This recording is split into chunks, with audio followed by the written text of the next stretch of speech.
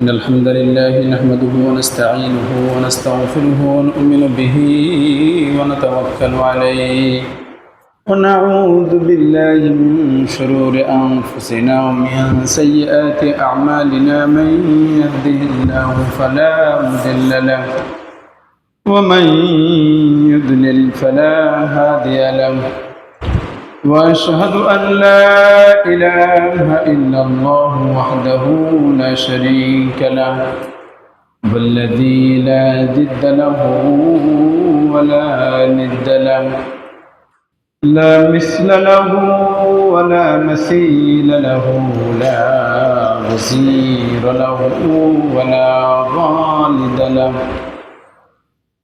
لا شبه له ولا شبيه له لا ولد له ولا كفيل له وهو الواحد الفرد الصمد لم يلد ولم يولد ولم يكن له كفوا أحد أما بعد فأعوذ بالله من الشيطان الرجيم بسم الله الرحمن الرحيم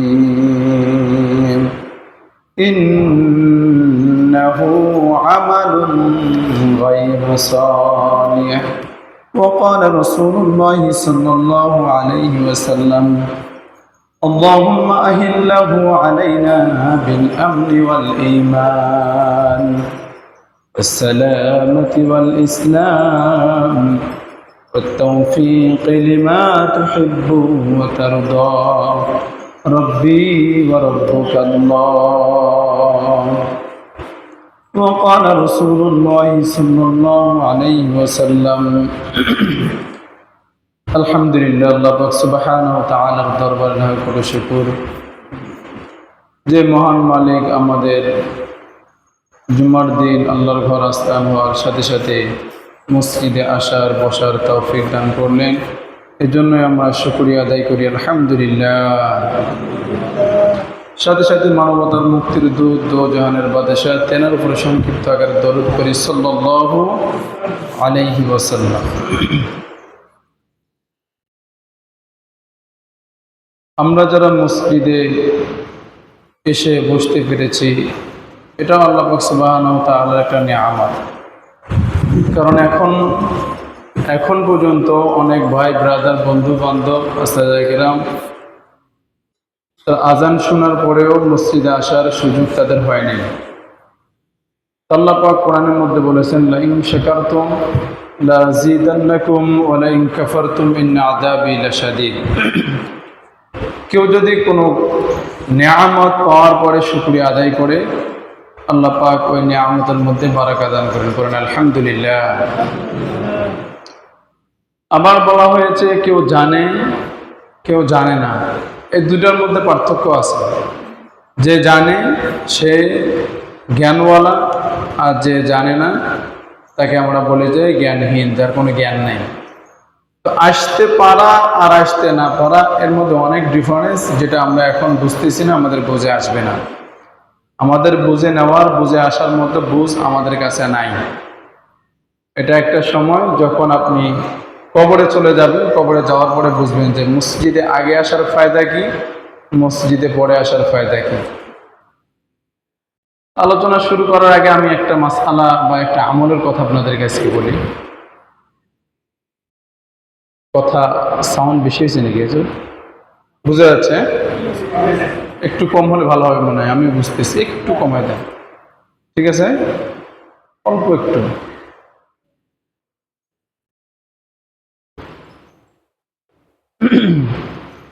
আচ্ছা, আর একটু বাড়া। কারণ আমরা যে মসজিদে আগে আসি, আপনাদেরকে যদি একটা সুসংবাদে না দিই তাহলে আর আগে এসে লাভ কি? তাহলে আমরা যারা আগে আসি অবশ্যই আমাদের ফায়দা আছে। জুমার দিনের বিশেষ 5টা আমল আছে। দেখেন আল্লাহ পাক সুবহানাহু ওয়া তাআলা উম্মতে মুহাম্মাদীদেরকে বিশেষ বিশেষ কিছু আমল দিয়েছি। কারণ অন্যান্য নবীর অন্যান্য রাসূলের উম্মতেরা হায়াত পেয়েছিলেন বেশি, কিন্তু উম্মতে মুহাম্মাদের হায়াত একেবারে সীমিত।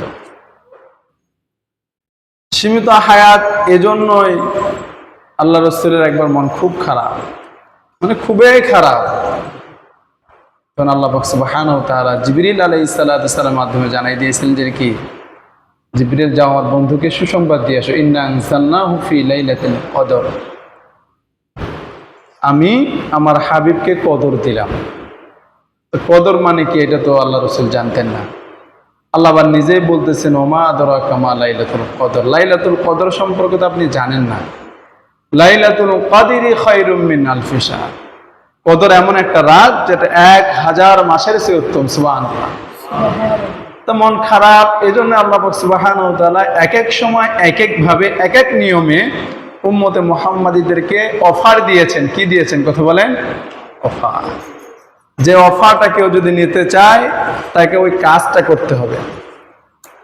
তা জুমার দিন বিশেষ 5টা আমলের ভিতর একটা আমল আছে, এক আমলের ভিতর 4টা কাজ। ওই 4টা কাজ কেউ যদি করে তাহলে ওই বান্দা বান্দির, ওই পুরুষের প্রতিটা কদমে কদমে, এক কদমের বিনিময়ে এক রাত, পুরো রাত নফল ইবাদত করলে যত সওয়াব হবে, ওই পুরুষের একটা কদমে ততগুলো সওয়াব দিবেন কে? আবার এক কদম একদিন রোজা রেখে যতটুকু সওয়াব পাবে, ওই একটা কদম ফেললে আল্লাহ তাকে অতটুকু সওয়াব দিয়ে দিবে। সুবহানাল্লাহ। সুবহানাল্লাহ বলেন না কেন? জানেন না? সুবহানাল্লাহি আ'যামু মিনাল উহুদ, নবর বা দরখতে সেহের গায়ে শাম, শরীরে সুলাইমান আলাইহিস সালাম। সুবহানাল্লাহ। সুলাইমান আলাইহিস সালামকে আল্লাহ পাক এমন একটা শাহী তখতা দিয়েছিলেন, যেই তখতাতে সুলাইমান আলাইহিস সালাম সকালবেলা 3 মাসের সফর করে। সুবহানাল্লাহ। বিকেলবেলা আবার এরকম সুলাইমান আলাইহিস সালাম একবার ওই শাহী তখতায় সফর করতেছিলেন। গ্রাম্য মানুষ নিচ থেকে দেখে বলেছেন সুবহানাল্লাহ, সুলাইমানের কি তখতা, যেই তখতা তোমার ড্রাইভার নাই, কোনো অকটেন নাই, পেট্রোল নাই, কেরোসিন নাই, ডিজেল নাই, কিন্তু তারপরেও তখতা চলে। কিসের বেগে, কিসের গতিতে? রকেটের গতিতে। কি বলেছেন? সুবহানাল্লাহ, সুলাইমানের কি শাহী তখতা। এই কথাটা সুলাইমান আলাইহিস সালামের কানে পৌঁছাই দিয়েছেন বাতাস, হাওয়া। আল্লাহ পাক সুবহানাহু ওয়া তাআলা সুলাইমান আলাইহিস সালামকে এত পাওয়ার দিয়েছিলেন, আল্লাহর সৃষ্টিকুলের যত সৃষ্টি জীব আছে সবগুলোর ভাষা বুঝার জন্য তৌফিক দিয়েছিলেন কে? সুলাইমান আলাইহিস সালামকে। তো সুলাইমান আলাইহিস সালাম যখন এটা শুনলেন, উনি তখতা নিয়ে নিচে নেমে এসেছেন। তার নিচে যখন আসছেন, ওই যে লোক ওই কথা বলেছে সে তো হতভম্ব হয়ে গিয়েছে, মানে সে লজ্জা পেয়ে গিয়েছে। কি বললাম, এই বলার কারণে যে সুলাইমান নিচে চলে আসবে সেটা তো কল্পনা করে নাই। সুলাইমান আলাইহিস সালাম নিচে এসে বলেছেন, এই কথা কে বলেছে? সুবহানাল্লাহ, সুলাইমান আলাইহিস সালামের কি শাহী তখতা। তো উনি মনে মনে ভাবলেন যে না, একবার বলে তো সুলাইমান আকাশ থেকে নিচে চলে আসছে, এবার যদি না বলে মিথ্যা কথা বলি, চুপচাপ থাকি, যাই না কি হয়। তো উনি স্বীকার করেছেন যে আমি বলেছি যে সুলাইমানের শাহী তখতা। ওই সময় সুলাইমান আলাইহিস সালাম বলেছেন যে তুমি আমার তখতা দেখেছো, কিন্তু তোমার মুখে যে সুবহানাল্লাহ বের হয়েছে, এই সুবহানাল্লাহর কাছে আমার এই শাহী তখতা কোনো মূল্যই নাই। সুবহানাল্লাহ।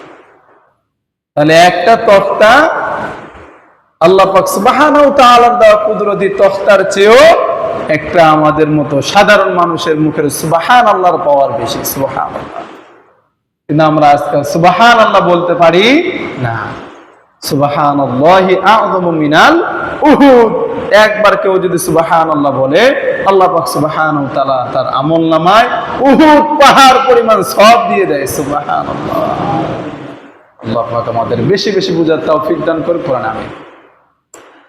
তো জুমার দিন বিশেষ 5টা আমল, যে 5টা আমল আল্লাহ পাক সুবহানাহু ওয়া তাআলা শুধুমাত্র উম্মতে মুহাম্মাদীকে দিয়েছেন, তার মধ্যে একটা আমল, এই এক আমলের মধ্যে 4টা কাজ আছে।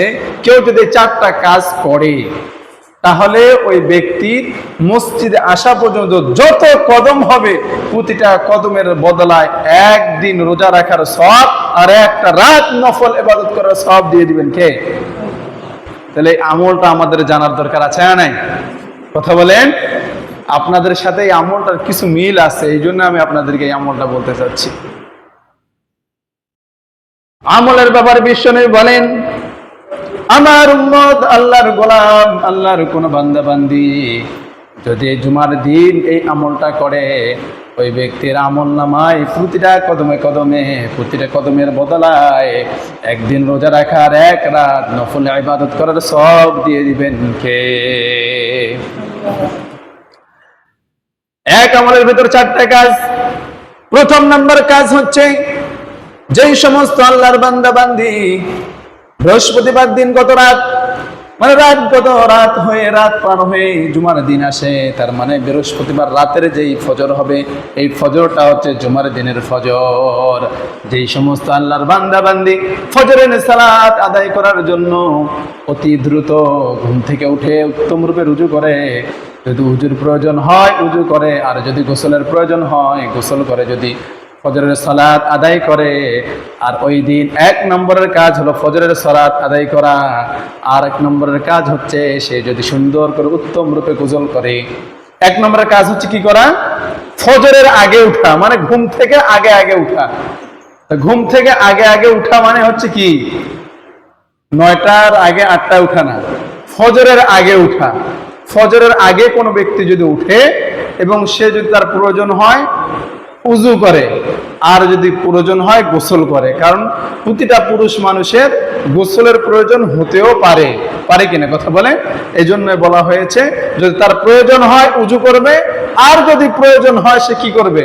উত্তম রূপে গোসল করবে। তাহলে একটা কাজ পাওয়া গেল, কি করা? ফজরের আগে উঠা এবং কি করা?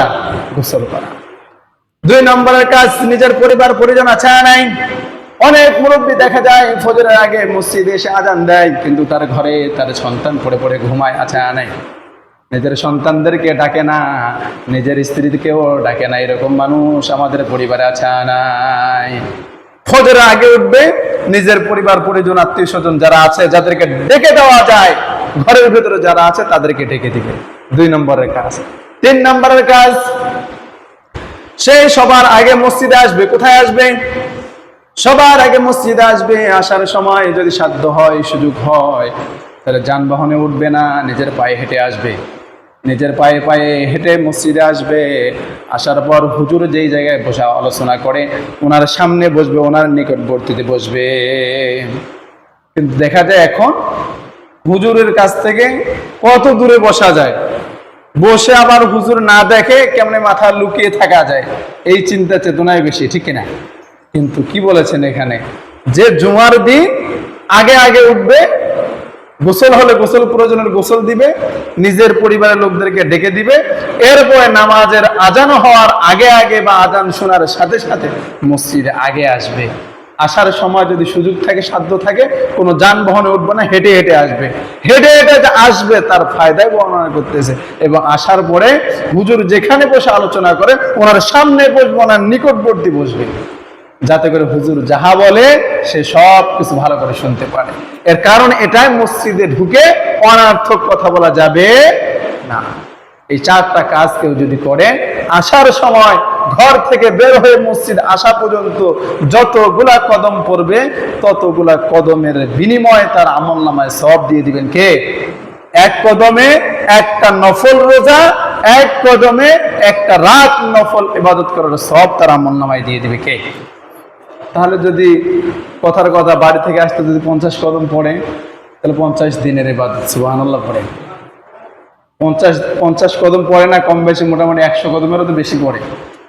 তাহলে প্রতি জুমায় যদি আমরা এই একটা আমল করতে পারি, তাহলে প্রতি জুমায় এত পরিমাণ সব আমাদের আমল নামায় আসবে, যে আমলগুলো আমরা কিয়ামতের ময়দান কায়েম হয়ে যাবে। কায়েম হওয়ার পর আমাদেরকে আমল নামা দেওয়া হবে। আমল নামা দেখে আমরা আশ্চর্যান্বিত হয়ে যাবো, অবাক হয়ে যাবো, বলবো আল্লাহ এইরকম আমল তো আমি কোনো সময় করি নাই। আল্লাহ বলবে, না বান্দা, তুমি এরকম আমল করেছো, আমি তোমাকে এই আমলের বদলা দিয়েছি। তাহলে এইরকম আমল আমাদের আমল নামায় নেওয়ার দরকার আছে না? কথা বলে আপনারা নিয়মিত আসেন, এটা আমার খুব ভালো লাগে। এই জন্য যত আগে আসবেন তত আগে আলোচনা শুরু হবে ইনশাআল্লাহ। আল্লাহ আমাদেরকে আমল করার তৌফিক দান করুন, পড়েন আমিন। চলতেছে মুহররম মাস। কি মাস? মুহররম মাস।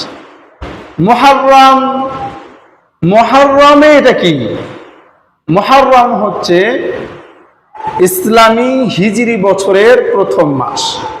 মুহররম মানেই হচ্ছে ইসলামী হিজরি বছরের প্রথম মাস। আমরা মুসলমান সূত্রে আমাদেরকে কেউ যদি জিজ্ঞাসা করে মুহররম আসলে আপনারা আতশবাজি করেন, তাজিয়া করেন, চিল্লাফাল্লা করেন, কথার কথা রোজাও রাখেন, তো মুহররম এটা কি?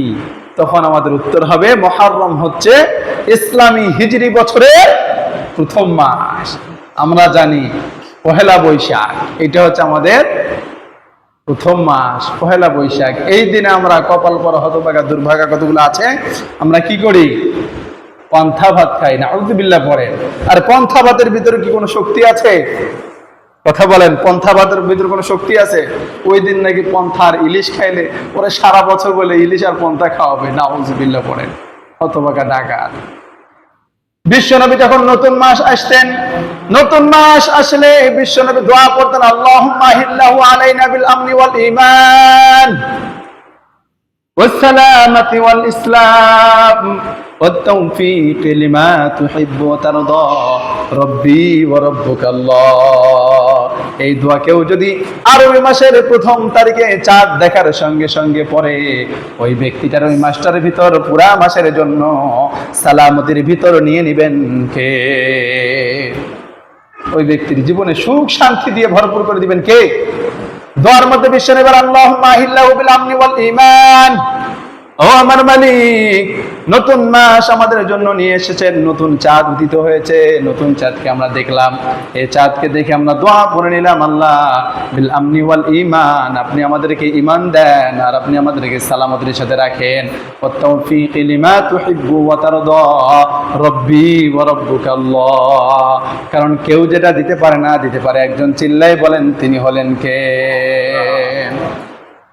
সুখ শান্তি মানুষ দিতে পারে, টাকা পয়সা দিতে পারে না, কেউ পারে না, পারে কে? রব্বি ওয়া রাব্বুকাল্লাহ। কেউ যেটা পারে না, পারে আমাদের রব, ঠিক কিনা? তাহলে ইসলামী হিজরি বছরের প্রথম মাস মুহররম মাস। আবার পরে মুহররম মাস, এটা কেমন মাস?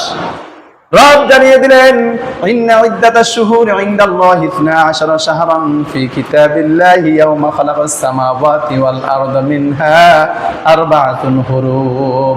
রব বলেন, ও গোলাম জানেননি মুহররম মাস এটা হলো আমার মাস। সুবহানাল্লাহ পড়েন।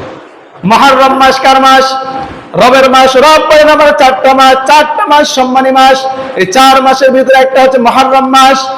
এই মুহররম মাস সম্মানী মাস, এই সম্মানী মাসে এসে আমরা অসম্মানী কাজ করি, এরকম কপাল পুরা ডাকাত আছে নাই? কথা বলেন আছে নাই?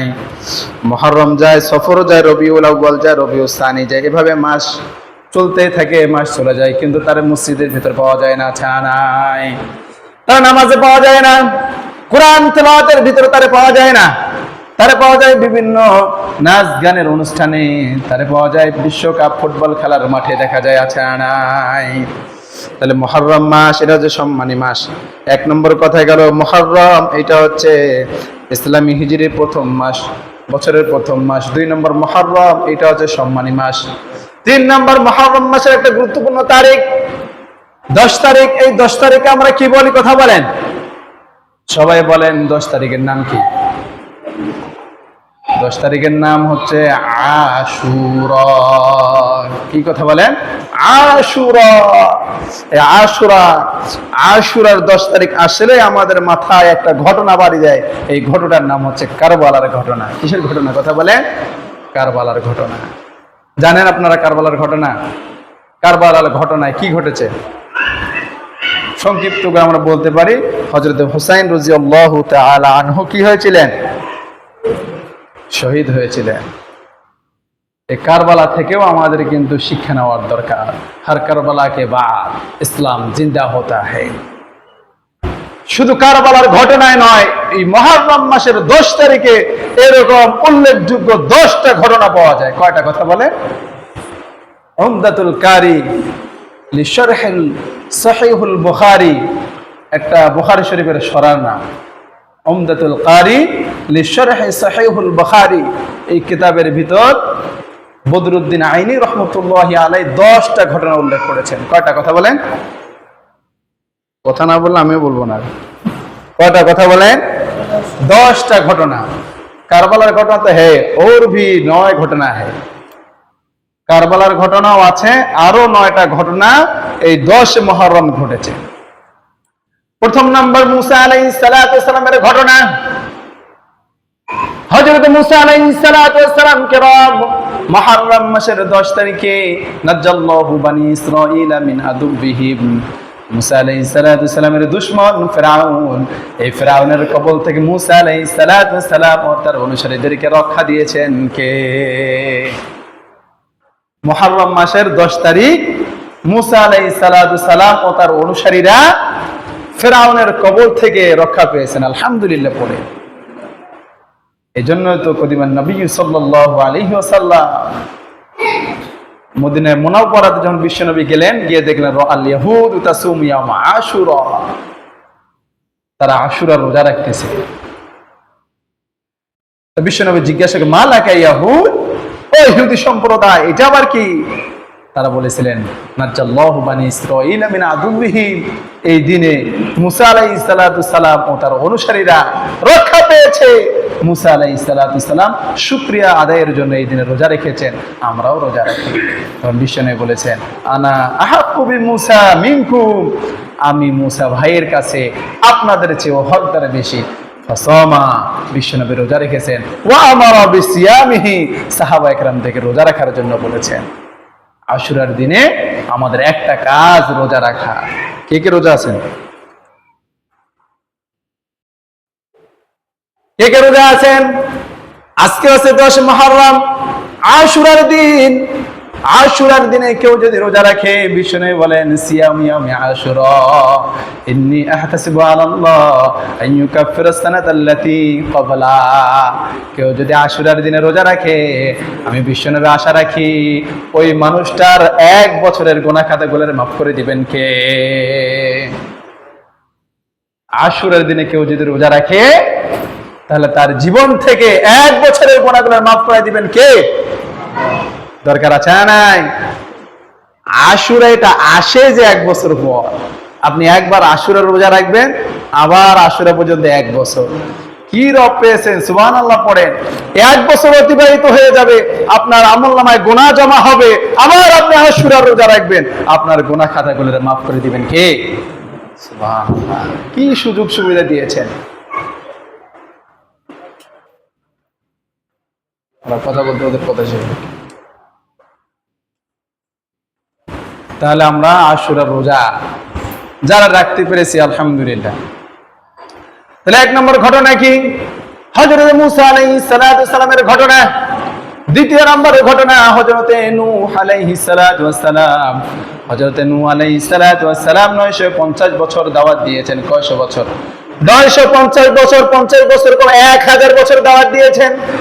1000 বছর দাওয়াত দেওয়ার পরে হাতে গোনা কয়জন মানুষ মুসলমান হয়েছে? কেউ বলে 50 জন, কেউ বলে 80 জন। কথার কথা ধরলাম 80 জন। 950 বছর দাওয়াত দেওয়ার পরে মাত্র 50 জন কিংবা 80 জন মানুষ ঈমান এনেছে। এর ভিতর নূহ আলাইহিস সালাতু সালামের 4টা সন্তান ছিল।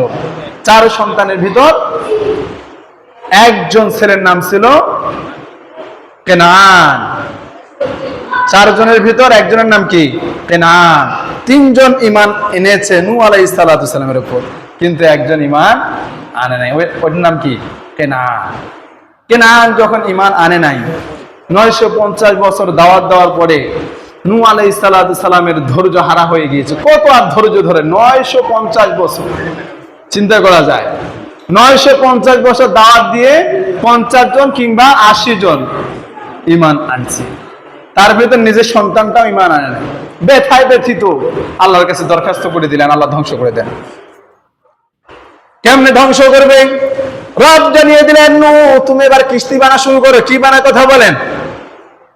কিস্তি না, কিস্তি যেটা নেন ওইটা বানা, ওইটা না তো হারাম। কিস্তি इसका বাংলা মানা है নৌকা। কি কথা বলেন? আমার মার্কা একটা আছে, ওইটা দেওয়া যায় না। নৌকা বানার জন্য বললেন।